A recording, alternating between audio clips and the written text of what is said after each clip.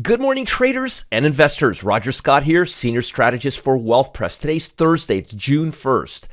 January, February, March, April, May. Where did they go? No clue. But the year's about halfway done. Kids are out of school. Summer's here, and there's a lot to talk about. Now, today is Thursday because remember, it feels like a Wednesday, but it's a Thursday because this week is a short week. Anytime you have a fragmented week, it takes a day or two, not several, but it takes a day or two for the market to get back into form. Now, this week, it's a big holiday that started the week. So today should be really the first day that volume is back to normal or semi-normal. I know it's really weird, but that's just how it goes. It takes a little while for these hedge fund guys to get back into the swing of things. Now, before I get big on the market analysis, just wanted to kind of give you an idea of what's coming out with data today. You've got ADP employment data, you've got jobless claim, and you've got manufacturing index and the petroleum report. The petroleum report usually comes out on Wednesday, but it comes out on Thursday today because of the holiday, and tomorrow we have the employment situation. Not really expecting anything crazy from this data. I'm expecting earnings and the Fed to be driving the market right now. Also, keep your eye on the bond market because the debt ceiling seems to be cross fingers and toes moving in the right direction, and the bond market is getting a little bit of a relief rally. Now, it rallied all the way from about 100 to 103, and I'm expecting a little bit more upside before it's done. Now, it's opening down about 62 ticks this morning, but I think the trajectory is to the upside, and I think we're going to go back to this channel. A lot of it is dependent on what the Fed does, but I think we still have 13 days till the Fed makes a decision, and I think we're going to see a little bit more of a relief rally from the bond market till it's done. Now, stocks are kind of flat right now. Actually, it's kind of interesting. Last few days, we've been getting this data coming in, and this data is actually meaningful, but the market is not reacting. So it'll be very interesting to see how the market moves as it begins the flow of today. And today, again, as I said, there's going to be some volume. You got to be really cautious right now because tech seemed to have topped out, and I'll talk about that a little bit more in a minute.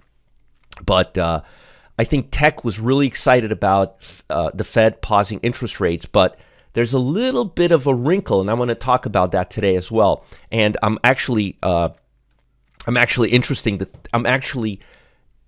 found it interesting that one of the Feds has actually addressed it head on today, which is a very smart thing, and it's very different from what Powell was saying at his FOMC meeting last month on the 3rd or 4th of last month. Actually, yeah, last month. Now I could say last month.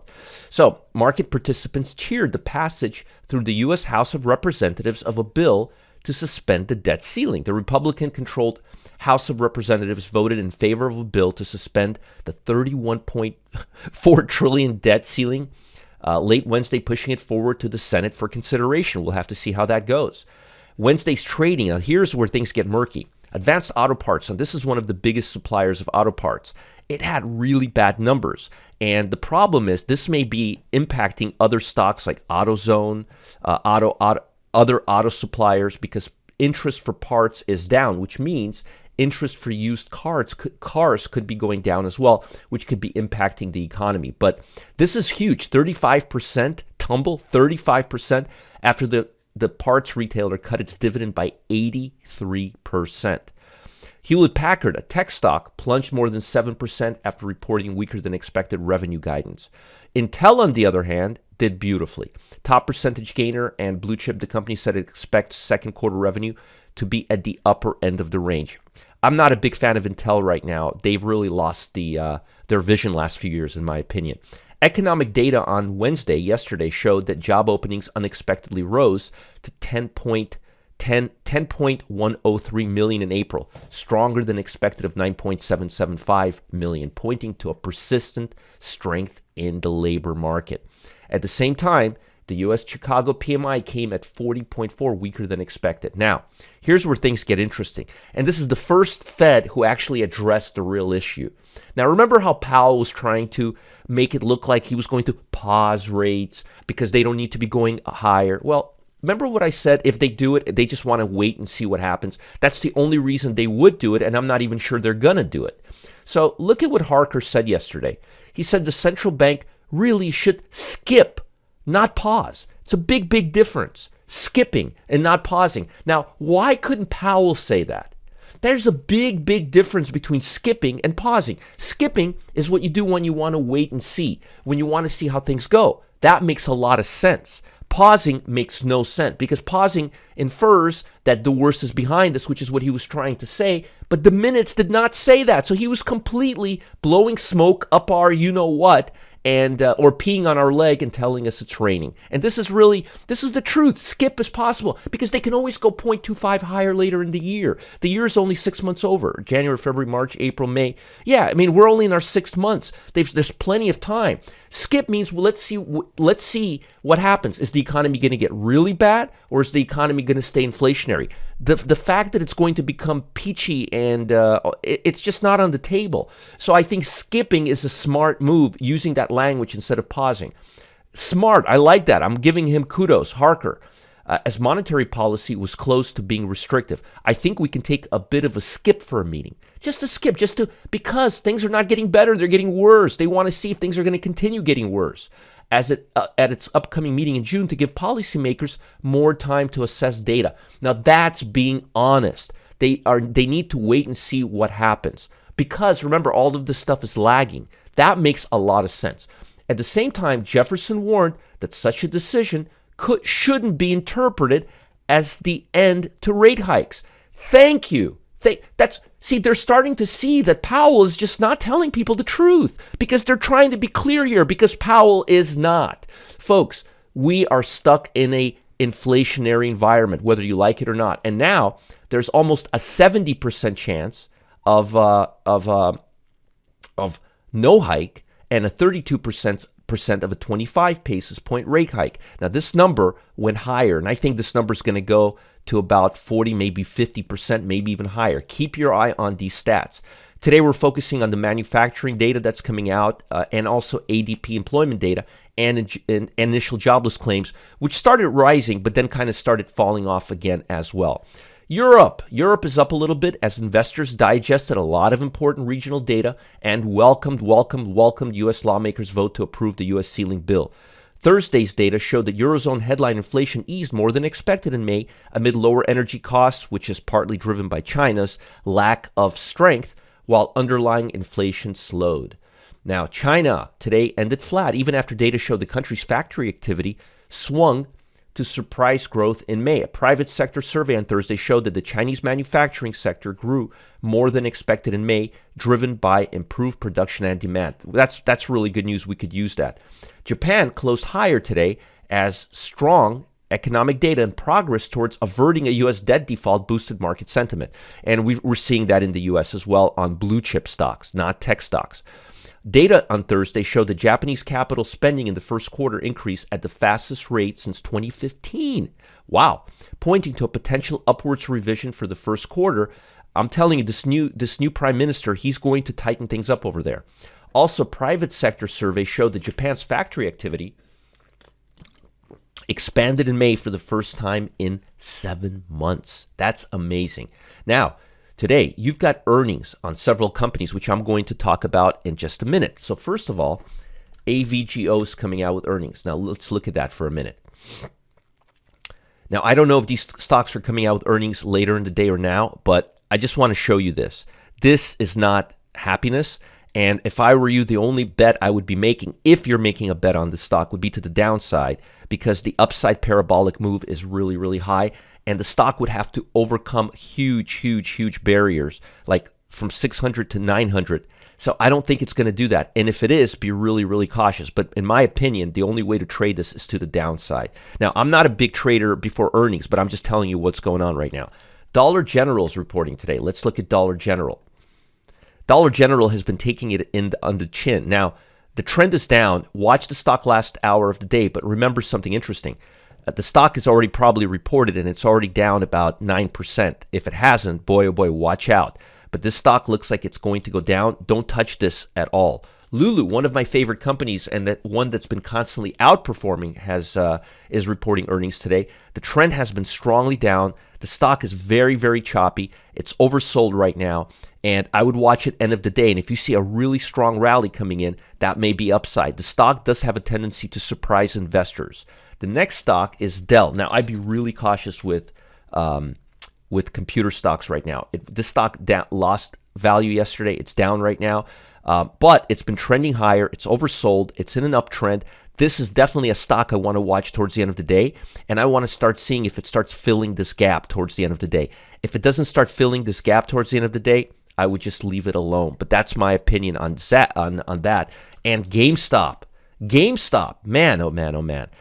This stock, honestly, it has a lot of short interest right now. It's been very choppy and it's been moving down, and I just can't see how this stock would do well. But remember, they have a way of really manipulating by saying they're doing really, really bad and then saying they're doing well. Remember, this stock doesn't have a huge float.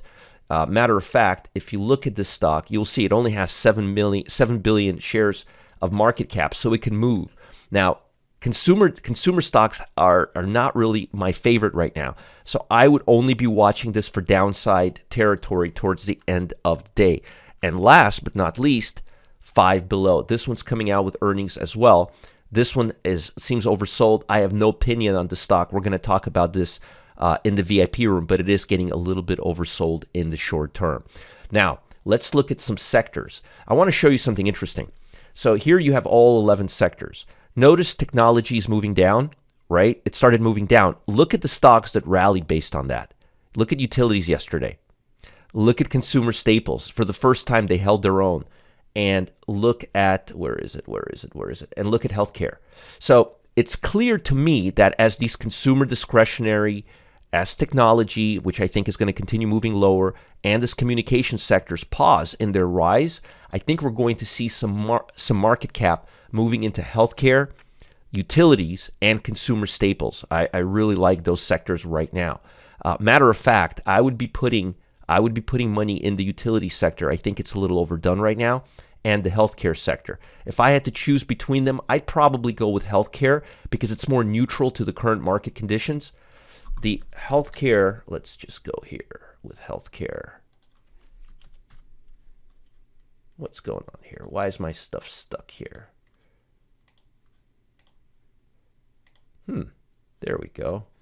If you look at healthcare, which we'll look at right now, you will see,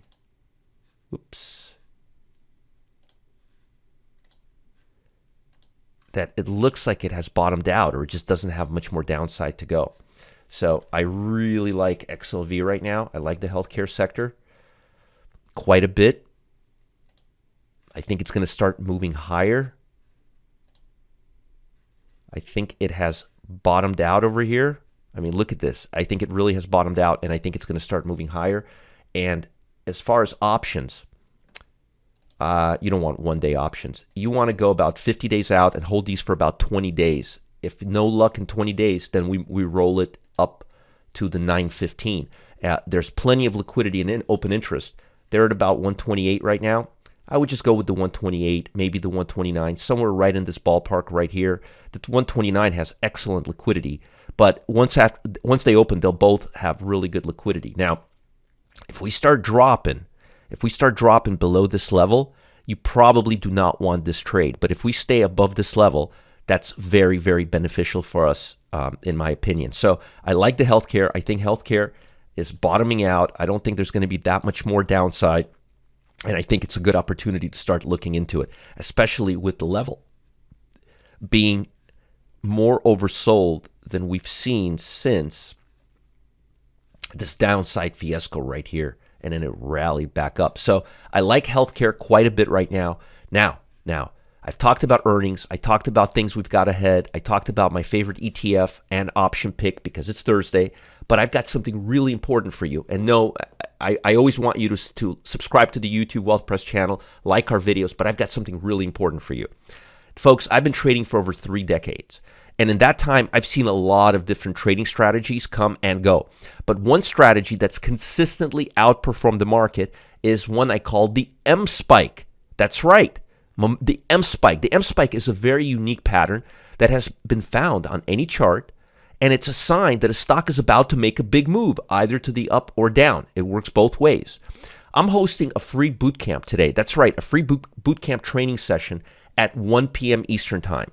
You don't want to miss this. It's brand new. I've never done this before. I'm taking this M-Spike, and I'm showing you exactly how to use it. Follow the link below. Save your seat. Don't miss out. I'll see you guys there. Remember, like the YouTube channel. If you don't know where to find this video, go to the YouTube Wealth Press channel. Subscribe to our Telegram channel if you want to get pictures of my cats, just messing around, and free trade opportunities, which I post there all the time. Learn more about the M-Spike, comment, questions, and I'll talk to you guys later. Bye. Have a great Thursday, and I'll see you at 1 p.m. in my lab when we do the M-Spike session. It's going to be a great boot camp. And remember, you've got earnings today on AVGO, Dollar General, Lululemon, Dell, Hormel, and Zscaler, Five Below, and GameStop. Don't miss out. Bye.